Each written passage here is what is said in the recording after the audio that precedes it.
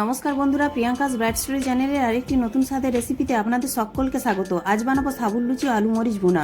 ISKCON মন্দিরে প্রতি মাসের একাদশীতে ভগবান মহাপ্রভুর কাছে এই সাবুর লুচি ও আলু মরিচ ভুনা প্রসাদ হিসাবে নিবেদন করা হয়। আপনারা একাদশী ছাড়াও সামনেই আসছে নীলষষ্ঠী বা যে কোনো পূজা পার্বণ বা যে কোনো নিরামিষ দিনে এই সাবুর লুচি ও আলু মরিচ ভুনা বানিয়ে খেতে পারবেন। বানানোটা খুবই সহজ। ভিডিওটি স্কিপ না করে প্রিয়াঙ্কাস ব্রাইট স্টোরি চ্যানেলে নতুন বন্ধু থাকলে চ্যানেলটি সাবস্ক্রাইব করে সম্পূর্ণ ভিডিওটি দেখার অনুরোধ রইল।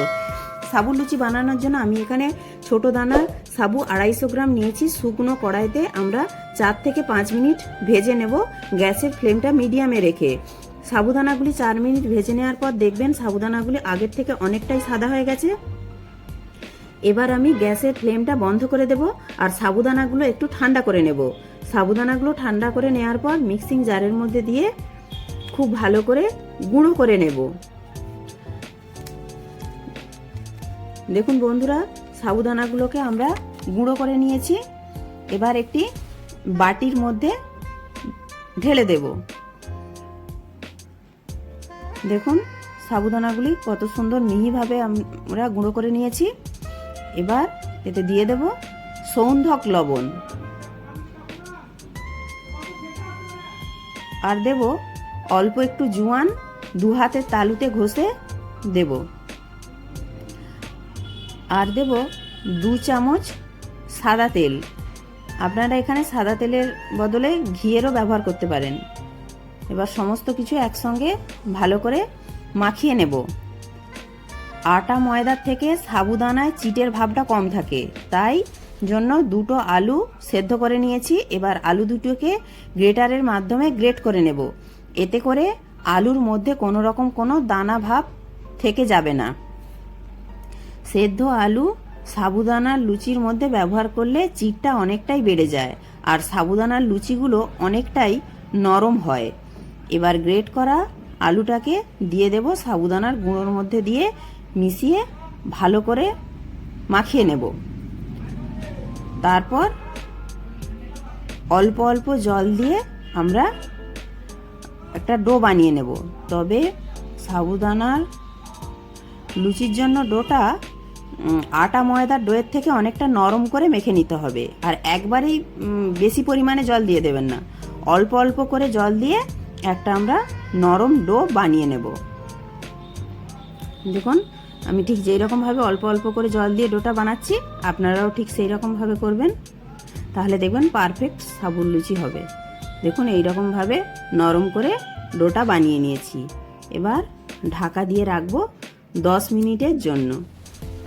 এই সময় আমি আলু মরিচ ভুনাটা তৈরি করে নেব। তার জন্য 2টো বড় সাইজের আলু মিডিয়াম সাইজ করে কেটে নিয়েছি। আর যেহেতু আলু মরিচ ভুনা বানাবো, তাই 1 চামচ গোটা গোলমরিচকে আমরা একটু থেতো করে নেব।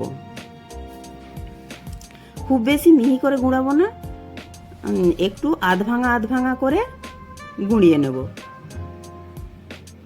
দেখুন ঠিক এই রকমভাবে আমরা গুঁড়ো করে নিয়েছি। এবার কড়ার মধ্যে দিয়ে দেব 1 চামচ ঘি। আপনারা এখানে ঘিয়ের বদলে সাদা তেলেরও ব্যবহার করতে পারেন, তবে ঘি দিয়ে আলু মরিচ ভুনাটা বানালে টেস্টটা বেশি ভালো হবে। এবার দিয়ে দিয়েছি 1 চামচ মরিচের গুঁড়ো, দিয়ে ঘিয়ের সঙ্গে ভালো করে ভেজে নিয়ে সুন্দর একটা গন্ধ বেরোলেই আমরা দিয়ে দেব আলুর টুকরোগুলো, দিয়ে 2 মিনিট ভেজে নেব।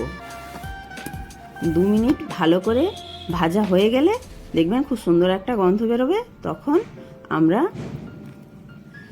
দিয়ে দেব 2 বাটি জল। যেহেতু আলুগুলো সেদ্ধ হবে, তাই জলটা একটু বেশি পরিমাণেই ব্যবহার করলাম। জল দেওয়ার পর এতে দিয়ে দেবো সৌন্ধক লবণ।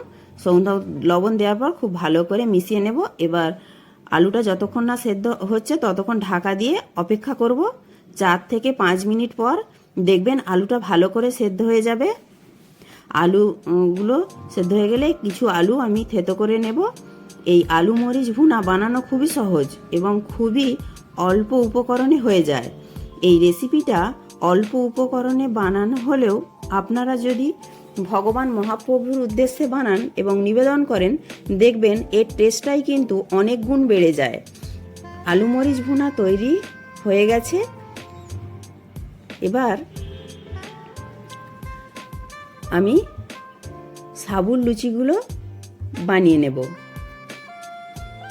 দেখুন, এবার ডোটি থেকে আমি লেচি কেটে নেব। একটু বড় বড় সাইজের করে আমরা লেচি কেটে নিচ্ছি। আর লেচিগুলোকে আমরা দুই হাতের তালুর সাহায্যে ঘুরিয়ে একটু চাপটা চাপটা করে পাকিয়ে নেব। সমস্ত লেচিগুলোকেই এইভাবে দু হাতের তালুতে করে একটু চাপটা চাপটা করে পাকিয়ে নিচ্ছি। এবার চাকি বেলনিতে খুব ভালো করে তেল মাখিয়ে নেব। তেল মাখিয়ে নেওয়ার পর একটা একটা লেচি নিয়ে অল্প করে চাপ দিয়ে বেলে নেব। দেখুন, বেলতে গেলে দেখবেন ধারগুলো একটু ফেটে ফেটে যাবে, তাতে ভয়ের কিছু কারণ নেই। এবার একটা বাটির মাপ করে গোল গোল করে কেটে নেব, তাহলে দেখবেন সমস্ত লুচিগুলো একই সাইজের হবে এবং দেখতেও ভালো লাগবে, আর গাগুলো আর ফাটা ফাটা হবে না। দেখুন, খুব পাতলাও হবে না বেলাটা, খুব মোটা হবে না, ঠিক এইরকম সাইজের করে আমরা বেলে নেব। এইরকমভাবে আমরা সমস্ত লুচিগুলোকেই বেলে নিয়েছি। এবার কড়াতে তেল গরম হয়ে গেছে। এবার একটা একটা করে লুচি দিয়ে দেবো, আর ছান্তায় করে ওপর থেকে একটু চাপ দেবেন, তাহলে দেখবেন সমস্ত লুচিগুলোই একই সাইজের এবং একই রকমভাবে গোল গোল হয়ে ফুলে উঠবে। প্রিয়াঙ্কাস ব্রাইট স্টোরি চ্যানেলে নতুন বন্ধু হয়ে থাকলে চ্যানেলটি সাবস্ক্রাইব করে পাশে থাকা বেল আইকনটি প্রেস করে দেবেন, তাহলে আমি কোনো নতুন ভিডিও আপলোড করার সাথে সাথে সবার আগে আপনার কাছে পৌঁছে যাবে। অবশ্যই একটি লাইক করবেন। আপনাদের একটি লাইক আমাকে পরবর্তী ভিডিও বানাতে উৎসাহ জাগাবে। বন্ধুদের সাথে প্রচুর প্রচুর শেয়ার করবেন, আর কমেন্টে জানাতে ভুলবেন না আজকের ভিডিওটি আপনাদের কেমন লাগলো। এইভাবে সাবুর লুচি ও আলু মরিচ ভুনা বানিয়ে আপনারা একাদশীর দিনে বা সামনেই আসছে নীলষষ্ঠী বা যে কোনো পূজা পার্বণের দিনে গরম গরম বানিয়ে খান, দারুণ টেস্টফুল হয় খেতে। এবার একটি লুচি আমি কেটে দেখাচ্ছি। দেখুন, ভেতরটা একদম ফাঁপা হয়েছে আর পাতলা ফুলকো ফুলকো হয়েছে। এইভাবে প্রত্যেকেই আপনারা বাড়িতে বানিয়ে সাবুর লুচি এবং আলু মরিচ ভুনা বানিয়ে খান। প্রত্যেকে ভালো থাকবেন, সুস্থ থাকবেন।